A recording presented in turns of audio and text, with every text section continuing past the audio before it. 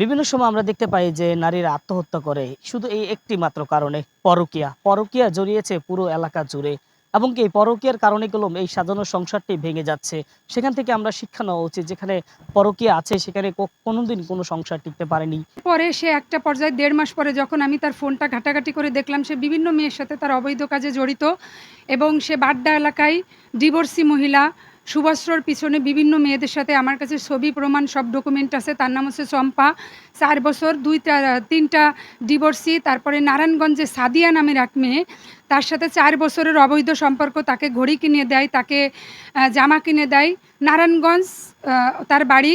তার বিয়েতে যে তার স্বামীকে সে ঘড়ি পরিয়ে দেয়, একটা ওয়াইফ তো এগুলো দেখার পরে সহ্য করার মতো কথা না। এবং তার আইডিতে টিকটকে এগুলো রেখে দেয়। এবং আরেকটা মেয়ের নাম হচ্ছে তিশা, তার বাড়ি ময়মনসিংহ পায়রা ফুলপুর। সে হচ্ছে লেখাপড়া করে না, কিছুই করে না, ঢাকাতে স্টুডেন্ট কাট করে ৫ বছর যাবৎ তার সাথে তার অবৈধ সম্পর্ক। সে তার বাসায়ও তাকে নিয়ে যায়, এমনকি তার বড় ভাই, তার নাম হচ্ছে মামুন। তারা ২ ভাই এবং বিভিন্ন মেয়েদেরকে হানি ট্র্যাপ যেটাকে বলে, বিভিন্ন টাকাওয়ালা মেয়ে দেখে দেখে সম্পর্ক করে যৌতুক নিয়ে। তার ভাই ১২ লাখ টাকা যৌতুক নিয়ে মেয়ের সাথে বিয়ে করে ১৪ লাখ ৭ ভরি স্বর্ণ নিয়ে। সে এখন আমার কাছেও সে ১২ লাখ টাকা দাবি করতেছে, আমার কাছে প্রমাণ আছে। এবং আমার কোনো দায়িত্ব ৮ মাসে একটা সুতার বস্ত্র আমাকে দেয়নি। আমি একটা সম্ভ্রান্ত ফ্যামিলির মেয়ে, আমি তার বিচার চাই। এবং সে সাদিয়া নামের এবং তিশা নামের এই মেয়ের সাথে ৪ বছর ৫ বছর ধরে অবৈধ সম্পর্ক। তাদের ছবি ভিডিও আপনার মাধ্যমে আমি প্রকাশ করতে চাই। তারা ঢাকা থেকে এরকম এই ছেলের সাথে অবৈধ কাজে জড়িত ছিল এবং আমি তো তার স্ত্রী, আমার ভরণ পোষণের অধিকার আছে। আমি তাও তাকে আমি কখনো করি নাই, জুলুম করি নাই যে আমাকে এটা দিতে হবে ওটা দিতে হবে। আমি দেখছি যে সে তাকে ভালো হয় কিনা, কিন্তু সে আমার থেকে ডিভোর্স নিতে চাচ্ছে, সে আমাকে ডিভোর্স দিবে না। তো আমার কথা হচ্ছে, আমি একটা মুসলিম নারী, আমি তাকে ভালোবেসে বিয়ে করছি, আমি তো ডিভোর্স দেওয়ার জন্য না।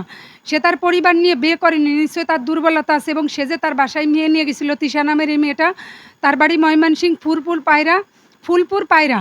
এই মেয়েরা আমাকে অনলাইনে অনাবরত হুমকি, মেরে ফেলার হুমকি ধামকি দিচ্ছে। তখন আমি একটা জিডি করি ভাটারা থানা, গুলশান থানায়। তখন সে এগুলা আমার বিপক্ষে কাজ করে এবং ওই মেয়েদের পক্ষে সে কাজ করে। এবং প্রতিটা প্রমাণ আপনার মাধ্যমে আমি তুলে ধরবো। একটা মেয়ের নাম হচ্ছে চম্পা, একটা মেয়ের নাম হচ্ছে সাদিয়া নারায়ণগঞ্জ সোনারগাঁ বাড়ি, আর একটা হচ্ছে তিশা ফুলপুর পায়রা। এই ৩টা মেয়ের সাথে সে অনবরত বাইকে নিয়ে ঘুরতো। এবং তার টিকটক শুরু থেকে শেষ পর্যন্ত সে যে মদ বারে যায়, আমি তো একজন ওয়াইফ, এগুলো দেখে কার কষ্ট না লাগবে। এগুলো বলার পরে আমাকে এই থেকে ৫ থেকে ৭ বার আমার বাসায় অ্যাটাক করলো। আমার লাস্টবারে আমার বাসায় ঢোকা তার নিষিদ্ধ। সে আমার ৩ লাখ টাকার ফার্নিচার ভাঙছে, প্রচুর মারধর করছে।